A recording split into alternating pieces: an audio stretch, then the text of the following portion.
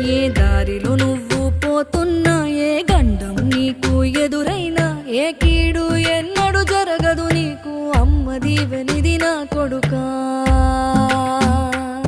ఈ దిక్కులు నీతో కదిలేను, ఆ చుక్కలి దిష్టి తీసేను, ఏ గాలి ధూళి సోకదు నిన్ను, అమ్మ దీవెనిది నా